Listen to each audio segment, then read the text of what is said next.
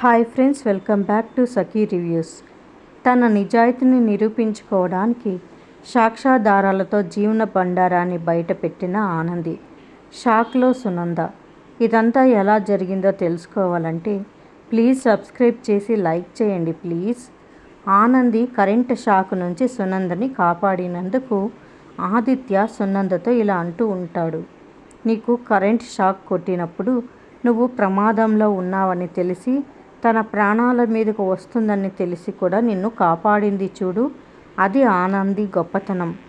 ఆనంది అలాంటి మంచి వ్యక్తిత్వం ఉన్న మనిషి కాబట్టే తను నిరూపించుకోవడానికి ఒక అవకాశం అడిగాను. అలాగే తను నిరూపించుకోవడానికి సహాయం చేస్తాను అన్నాను. ఒక మనిషి వ్యక్తిత్వం ఎలా ఉంటుందో తెలుసుకోవడానికి ఒక 100 ఉదాహరణలు అవసరం లేదమ్మా, ఒక సందర్భం చాలు.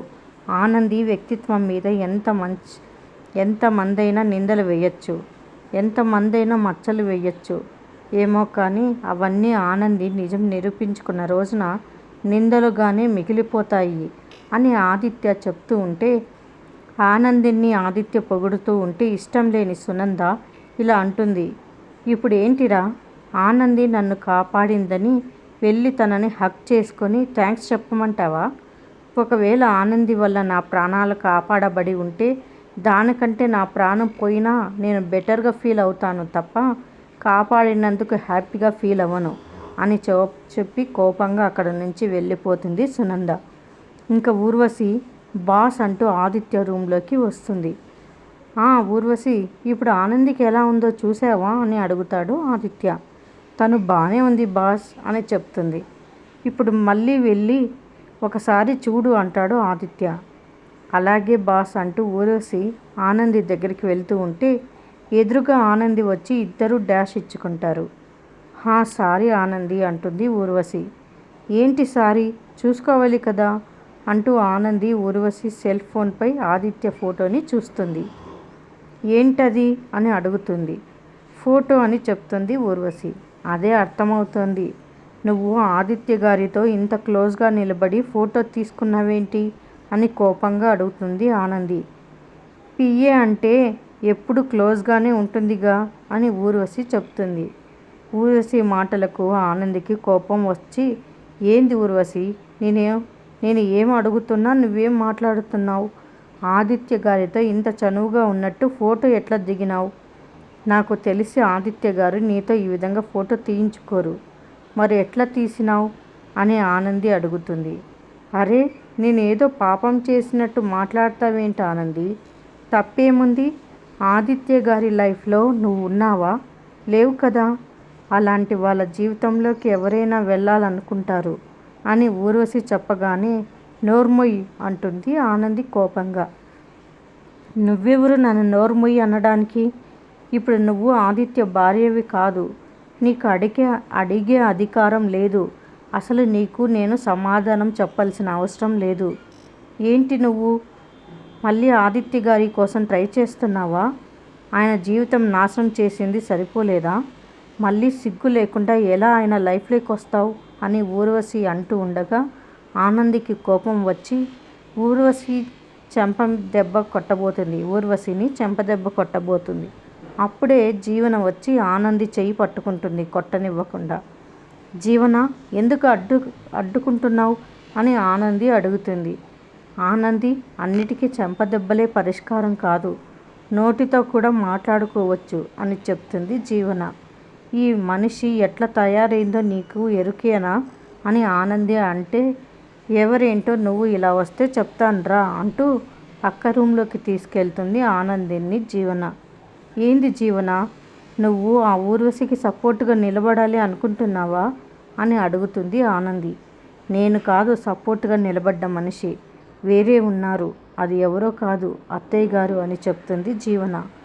అత్తయ్య గారు ఎందుకు సపోర్ట్ చేస్తారు ఊర్వశికి అని ఆనంది అడిగితే, ఎందుకంటే ఊర్వశిని అత్తయ్య గారే తీసుకొచ్చారు కాబట్టి. ఊర్వశి ఎవరో కాదు, నీ భర్తకి కాబోయే భార్య అని జీవన చెప్తూ ఉంటుంది. చాటుగా ఆనంది జీవన మాటలు వింటూ ఉంటుంది ఊర్వశి. అమ్మయ్య, ఆనందికి నిజం తెలిసిపోయింది, తెలియడమే మంచిదిలే, ఇప్పటి నుంచి హ్యాపీగా ఉండొచ్చు అని ఊర్వశి అనుకుంటుంది. ఆదిత్యకి మరో పెళ్లి చేయాలని అత్తయ్య గారు కావాలనే ఊర్వశిని తీసుకొచ్చి ఆఫీస్లో పెట్టారు. కానీ ఈ విషయం ఆదిత్యకి కూడా తెలియదు. నువ్వు ఊరికి రెచ్చిపోయి గొడవ చేస్తే అల్లరయ్యేది నువ్వే. ఎందుకంటే అత్తయ్య గారు ఆ ఊర్వశికి సపోర్ట్ చేస్తారు, నీకు కాదు. ఊర్వశి సునంద గారికి కాబోయే పెద్ద కోడలు. ఇది మనసులో పెట్టుకొని పని చెయ్యి అని చెప్పి జీవన వెళ్ళిపోతుంది. ఇంకా ఆనంది ఇలా అనుకుంటూ ఉంటుంది. అత్తయ్య గారు, వీరు నేను అనుకున్న దానికంటే చాలా తెలివైన వారండి. నాకు ఈరోజు సమజయింది. ఎవరికి అనుమానం రాకుండా నా సవతిని తీసుకొచ్చి నా పక్కనే పెట్టిండ్రు. నన్ను తప్పించి ఊర్వశిని ఆదిత్య గారికి ఇచ్చి పెళ్లి చేయాలని చూస్తుండ్రు. ఆదిత్య గారికి ఊర్వశి గురించి తెలియదు కాబట్టి ఆదిత్య గారి మనసులో స్థానం సంపాదించుకునేకి ఆ పాపని అడ్డు పెట్టుకొని డ్రామా ఆడింది. నన్ను ఆదిత్య గారికి దూరం చేయనీకే ఇన్ని కుట్రలు చేయాలనో అన్ని కుట్రలు చేస్తోంది. ఇంకా నేను లేట్ చేయొద్దు. వెంటనే నన్ను నేను నిరూపించుకోవాలి. ఏం చేయాలి? ఇంకా మీడియా పర్సన్తో నిజం ఎట్లా చెప్పించాలి అని అనుకుంటూ ఉండగా ఆనంది దగ్గరికి ఆదిత్య వస్తాడు. ఆనంది, ఇప్పుడు ఎలా ఉంది నీకు అని అడుగుతాడు. పర్వాలేదండి అని ముభావంగా చెప్తుంది. ఏంటి ఆనంది, ఏదో ఆలోచనలో ఉన్నట్టున్నావు అని ఆదిత్య ఆనంది అలా ఉండడం చూసి అడుగుతాడు. ఏం లేదండి అంటుంది. చెప్పు ఆనంది, ఏమైంది అని ఆదిత్య అడిగితే కొన్ని విషయాలు ఏది నమ్మాలనో ఎలా నమ్మాలనో ఏం చేయాలో కూడా సమజ్ కావట్లేదు ఆదిత్య గారు అంటుంది. ముందు ప్రాబ్లం ఏంటో చెప్పు అంటాడు. గదే నేను ప్రూవ్ చేసుకోవడానికి నాకున్న ఒకే ఒక ఆధారం మీడియా పర్సనే. ఆ రోజు మీడియా పర్సన్ని అడిగితే నాకేం తెలియదన్నాడు. ఇక 36 అనే ఛానల్లో పనిచేస్తున్న శరత్ అనే అతని మీదే నాకు డౌట్ ఉంది ఆదిత్య గారు. కానీ ఏందో అతను నాకు తెలియదని చెప్పిండు. ఎట్లా తెలుసుకోవాలనో నాకు అర్థం కావట్లేదు అని చెప్తుంది. నువ్వేం కంగారు పడకు. నాకు ఆ మీడియా ఆఫీస్లో తెలిసిన ఒక పర్సన్ ఉన్నాడు. అతన్ని అడిగితే ఆ శరత్ గురించి ఏమైనా తెలిసే ఛాన్స్ ఉండొచ్చు. ఒకసారి నేను కనుక్కుంటానుండు అని ఫోన్ చేస్తాడు మీడియా ఆఫీస్కి. హలో, ఒక చిన్న హెల్ప్ కావాలని అడుగుతాడు ఆదిత్య. ఏంటి సార్? మన కంపెనీ గురించి ఏదైనా యాడ్ వేయాలా అని అంటాడు అతను. కంపెనీ గురించి కాదండి, నాకు పర్సనల్ ఫేవర్ ఒకటి చెయ్యాలి. ఆ 36 అనే ఛానల్ ఉంది కదా, దాంట్లో శరత్ అని ఒక పర్సన్ ఉన్నాడు కదా, అతను ఎలాంటి వాడో మీకు ఏమైనా తెలుసా అని అడుగుతాడు ఆదిత్య. 36 ఛానల్? తెలుసు సార్. అతను గురించి ఎందుకు అడుగుతున్నారు సార్ అని అతను అడుగుతాడు. ఆ ఒక్క చిన్న ఇన్ఫర్మేషన్ కావాలి సార్ అంటాడు ఆదిత్య. వాడు పెద్ద ఫ్రాడ్ సార్. మామూలోడు కాదు సార్. లంచం ఇస్తే ఏదైనా చేస్తాడు సార్. డబ్బు మనిషి సార్. అలాంటి వాడి గురించి ఎందుకు అడుగుతున్నారు అని అతను అడుగుతాడు.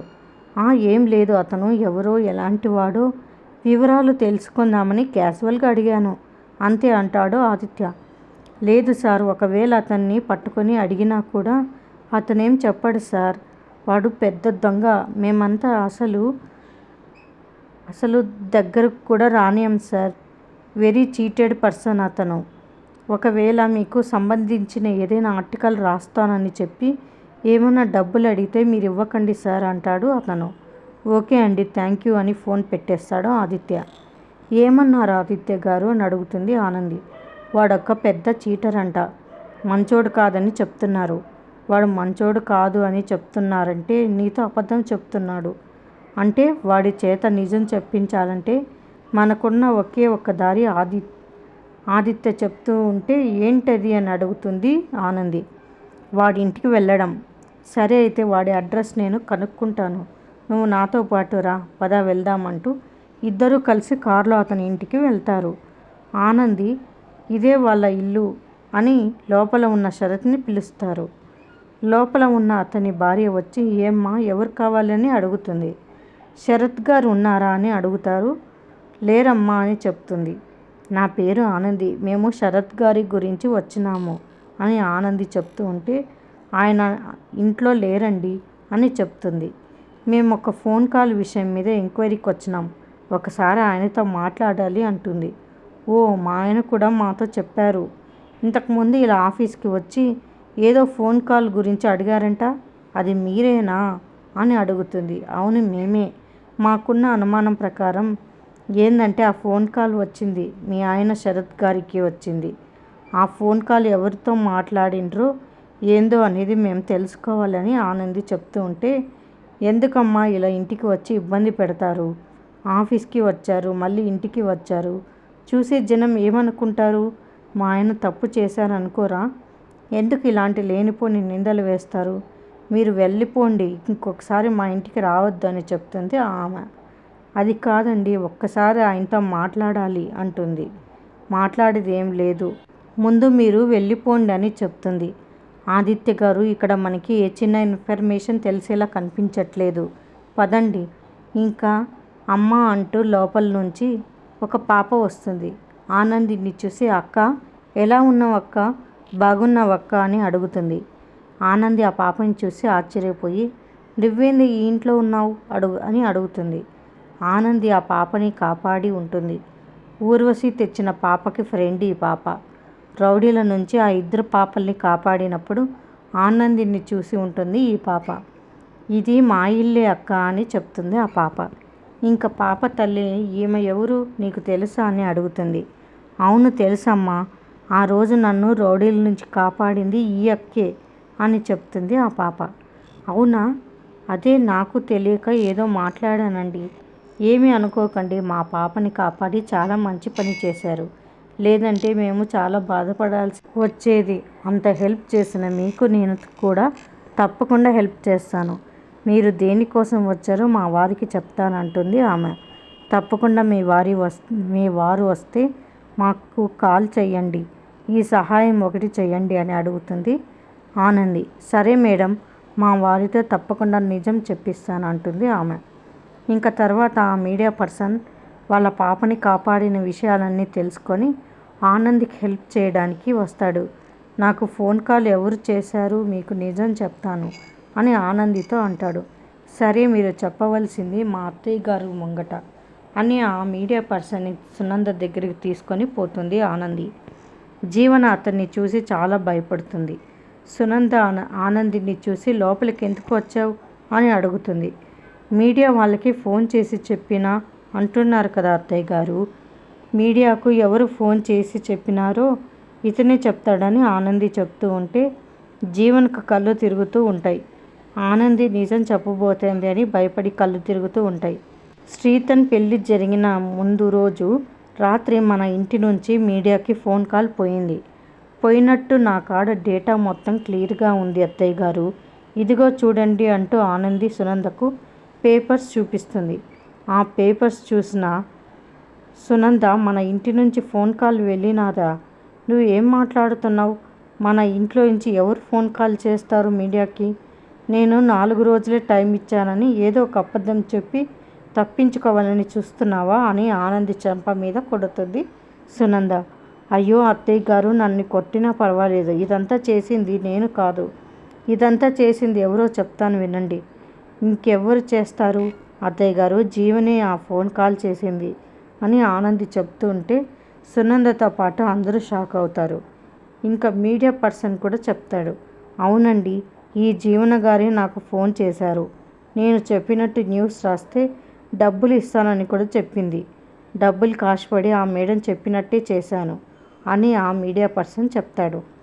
లేదత్తయ్య గారు, నేను చెయ్యలేదు, ఆనంది అబద్ధం చెప్తోంది, అతని చేత అబద్ధం చెప్పిస్తోంది అంటూ సునందని నమ్మించాలని చూస్తుంది జీవన. కానీ సునంద కాల్ డేటా మొత్తం చూసినాక జీవన మాటలు నమ్మదు. ఎందుకు ఈ పని చేశావు? ఎందుకు నా పరువు తీసే పని చేశావు? చెప్పు జీవన అంటూ జీవన చెంప చెల్లుమనిపిస్తుంది. జీవన, నువ్వు ఎన్ని తప్పులు చేసినా నేను క్షమించాను, నువ్వు మారుతావని నేను పెళ్లి చేసుకున్నాను, తప్పుల మీద తప్పులు చేసుకుంటూనే వెళ్తున్నావు అని చైతన్య అంటాడు. ఆదిత్య కూడా జీవన మీద చాలా కోపంతో ఆనంది మీద పగ ఉంటే మా అమ్మ పరువు ఎందుకు తీసావని నిలదీస్తాడు. ఇదంతా చేసింది నువ్వు అమ్మ, ఎందుకు ఇలా చేసావని అడుగుతాడు శశికాంత్. నువ్వు ఒక్క క్షణం ఈ ఇంట్లో ఉండడానికి వీలు లేదు అంటూ జీవన మెడ పట్టుకొని బయటికి గెంటేస్తుంది సునంద. అత్తయ్య గారు, నేను చెప్పేది వినండి అంటూ ఉంటుంది జీవన. ఆనందిని అపార్థం చేసుకున్న దానికి చాలా ఫీల్ అవుతూ ఉంటుంది సునంద. మరిన్ని అప్డేట్స్ కోసం ప్లీజ్ సబ్స్క్రైబ్ చేయండి. Thanks for watching.